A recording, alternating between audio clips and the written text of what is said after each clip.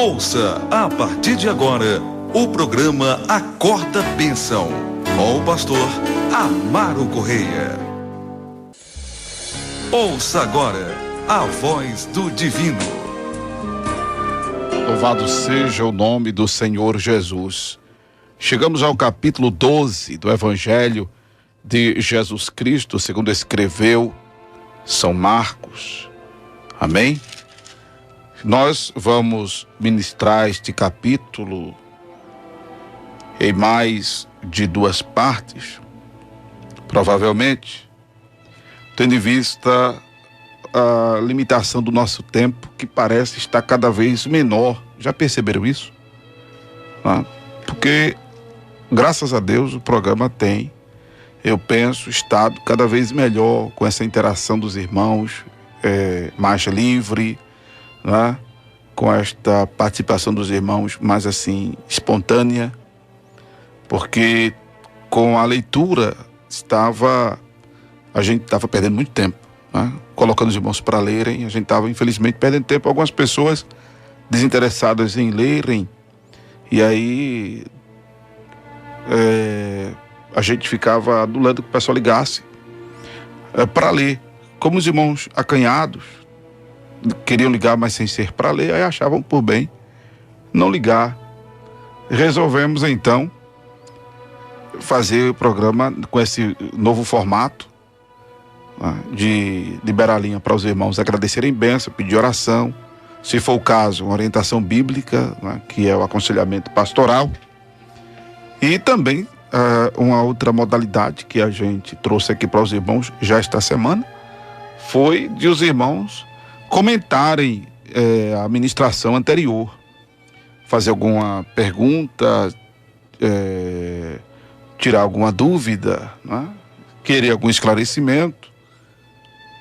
E como já dissemos, não essa coisa de curiosidade bíblica, mas no que diz respeito a algum princípio, algum valor, alguma verdade bíblica, né?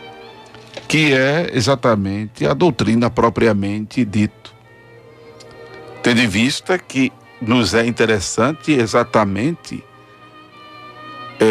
conseguir enxergar pela lupa do Espírito Santo o que está além da letra, que é o de prático, né? Quando Jesus disse: as palavras que vos falo são espírito e vida, é porque são palavras possíveis de ser vivida, de ser posta em prática. Jesus não falou por falar. Jesus não falou por falar. Jesus falou para que nós vivamos a palavra.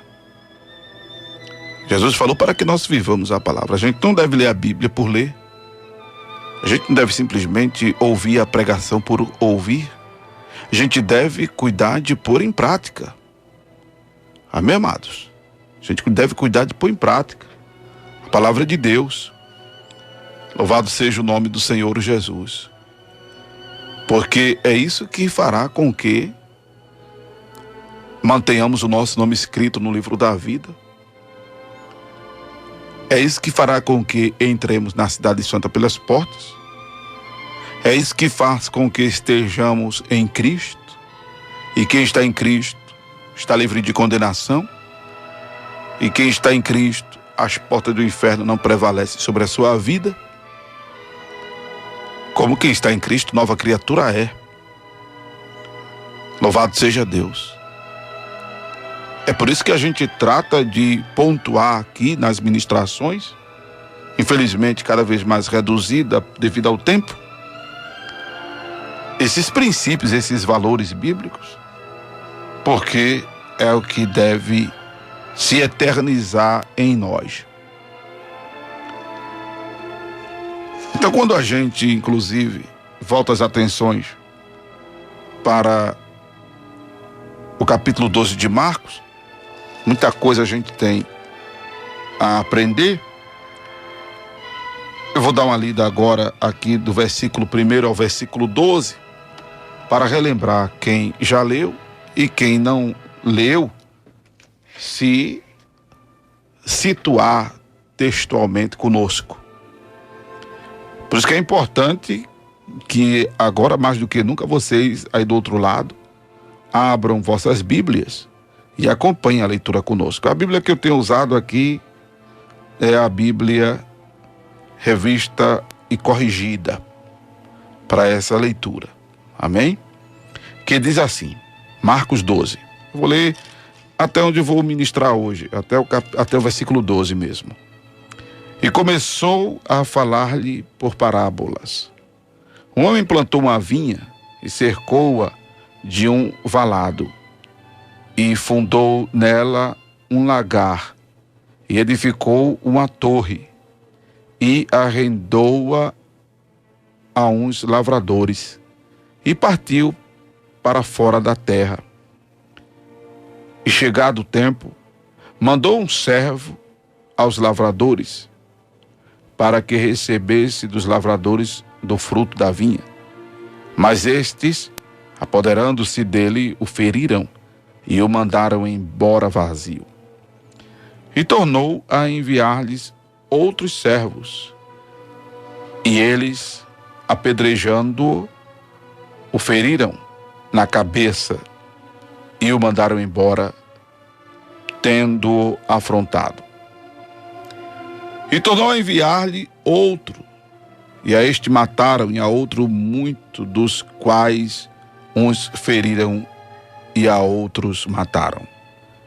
Tendo ele, porém, ainda um filho, tendo ele, pois, ainda um seu filho amado, enviou-o também a estes por derradeiro, dizendo, ao menos terão respeito ao meu filho.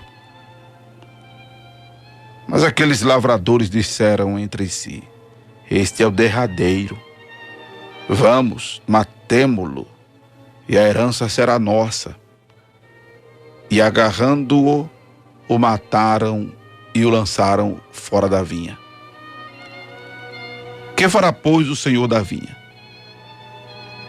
Virá e destruirá os lavradores e dará a vinha a outros. Ainda não leste esta escritura? A pedra que os edificadores rejeitaram, esta foi posta por cabeça de esquina, ou da esquina. Isso foi feito pelo Senhor e é coisa maravilhosa aos nossos olhos. E buscavam prendê-lo, mas temiam a multidão, porque entendiam que contra eles dizia esta parábola, e deixando foram-se. Bem, aí você já percebe, né, que esta parábola, a parábola era uma figura de linguagem que Jesus usava para tornar compreendida alguma lição moral ou espiritual concernente ao reino.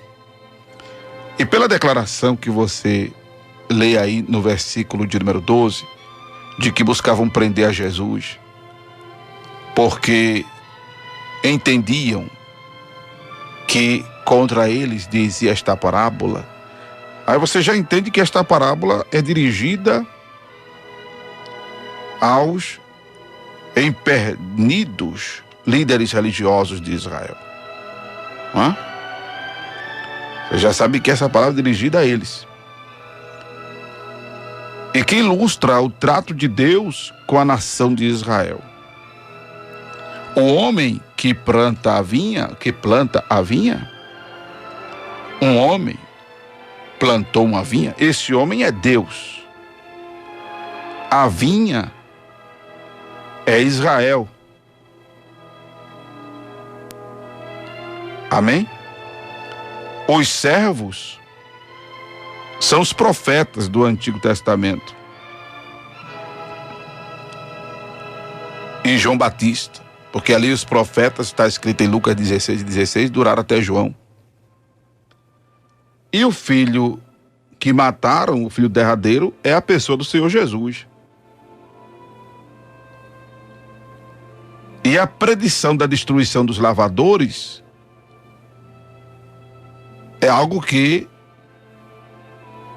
tem seu cumprimento da destruição de Jerusalém nos anos 70. Louvado seja Deus. O ano em que é o ano AD, como é descrito historicamente, é o ano Domini, não é?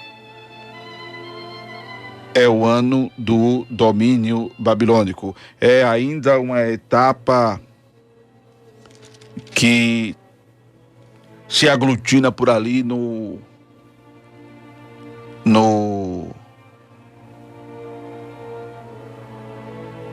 período interbíblico, não é?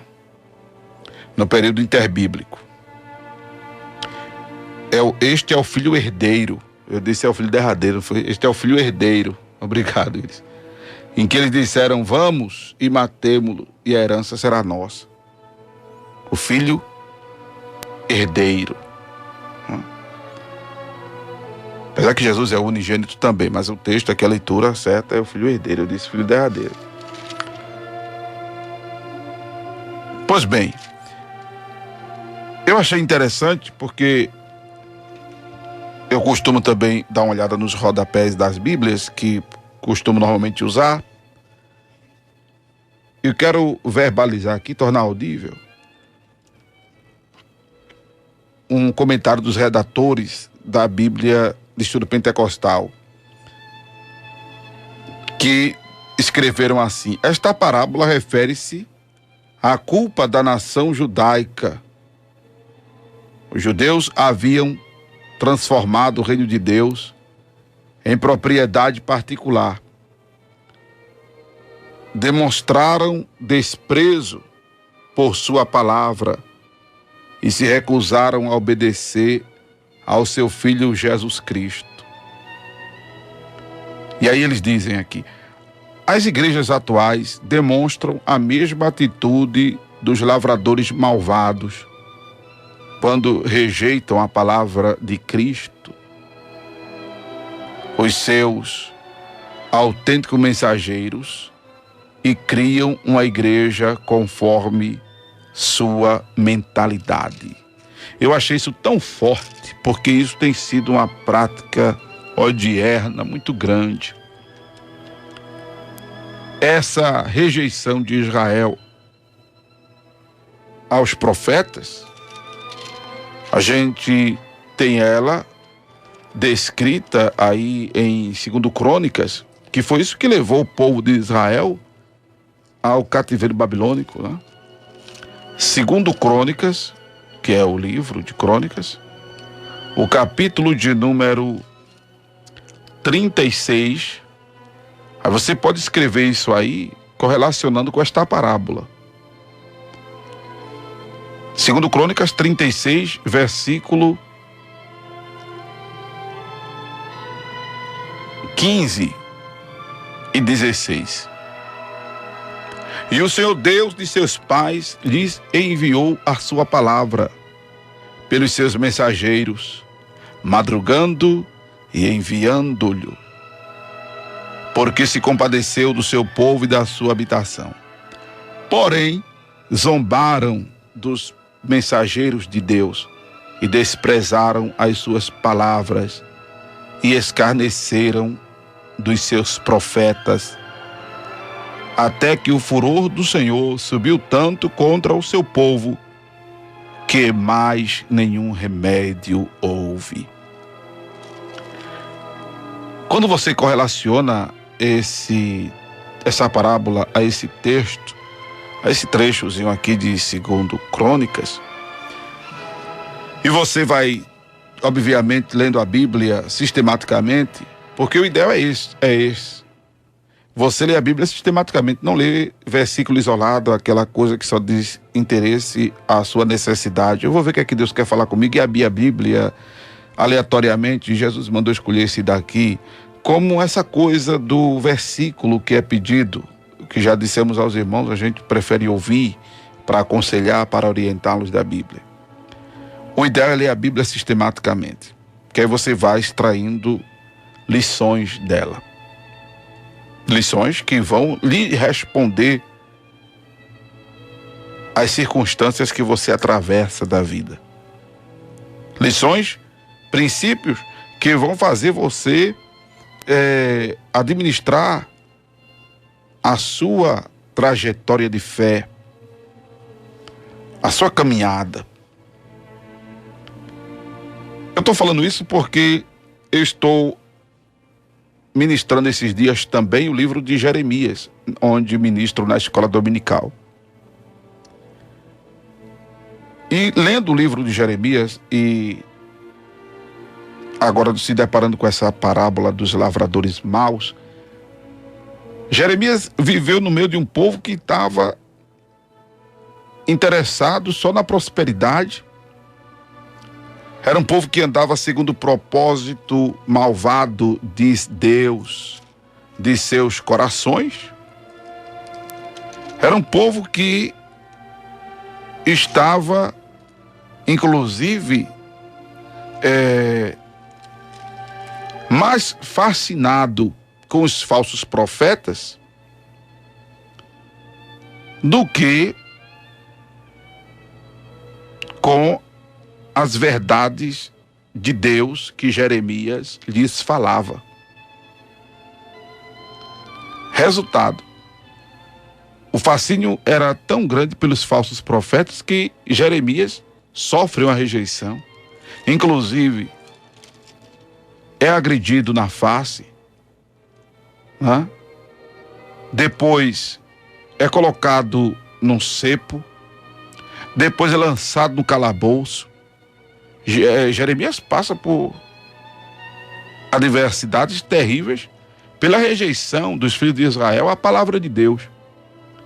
Mas existiam os falsos profetas, que inclusive o Senhor se dirige a eles no capítulo 23 de Jeremias,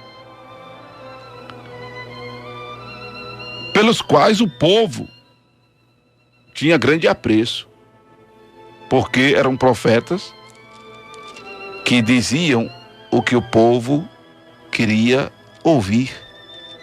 Eram profetas que massageavam os egos dos povos,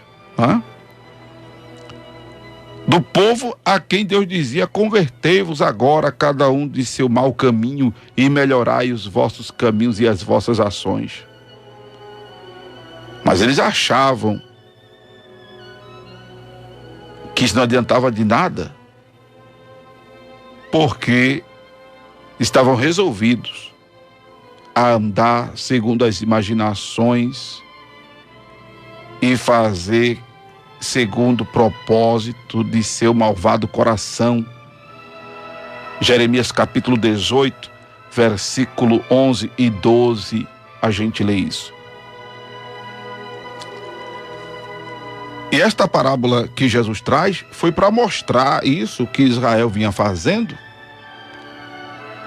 e ao ponto absurdo que chegavam de matar os profetas e de fazer o que fizeram a pessoa de Jesus, a rejeição. E o que fez isso acontecer-lhes? Fez com que a maldição da destruição viesse sobre suas vidas. Fez com que a maldição da destruição viesse sobre suas vidas, por isso que Jerusalém é destruída do ano 70. E com a destruição de Jerusalém, a gente já viu quando aconteceu isso por conta da invasão dos babilônicos, a terra prometida, em que destruíram o templo de Salomão. Com a invasão de Jerusalém agora no ano 70, o segundo templo é também destruído. E se destruindo o centro de adoração, de uma vez por todas, o povo tem a sua relação com Deus comprometida, porque concomitantemente para toda a adoração, E quando para-se de adorar, e quando para-se de servir, e quando para-se de aplicar-se a devoção, o que sobrevém é maldição. Por isso que eu quero dar esta palavra para você e terminar essa ministração para orarmos. Não tire a mão do arado. Não relaxe na devoção. Busque ao Senhor a todo tempo. Louvado seja Deus. Como está escrito, Mateus 6,33. Buscar em primeiro lugar o reino de Deus e a sua justiça, e as demais coisas vos serão acrescentadas. Como está escrito em 1 Coríntios 15:58. Sede firmes e constantes, sempre abundante na obra do Senhor, sabendo que o vosso trabalho não é vão no Senhor. Louvado seja Deus. Como está escrito em João 4:24, que o Pai procura os que o adoram em espírito e em verdade. Então, se o Pai procura a quem o adora em espírito e em verdade, você o adorando, você não relaxando na devoção, Deus operará na sua vida. Claro que não devemos estar com a mão no arado por interesse, não devemos adorar a Deus por interesse, mas é de praxe do divino abençoar os que trabalham na sua obra, os ceifeiros ativos da seara. É de Deus abençoar quem o adora em espírito e em verdade. É de Deus, aleluia, recompensar quem dedica tempo, habilidade e recursos em sua obra. Então faça isso, meu irmão, e tenha uma vida sarada, tenha uma vida resolvida, tenha uma vida abençoada, em o nome de Jesus, em o nome de Jesus. Você acabou de ouvir o programa Acorda Bênção, com o pastor Amaro Correia.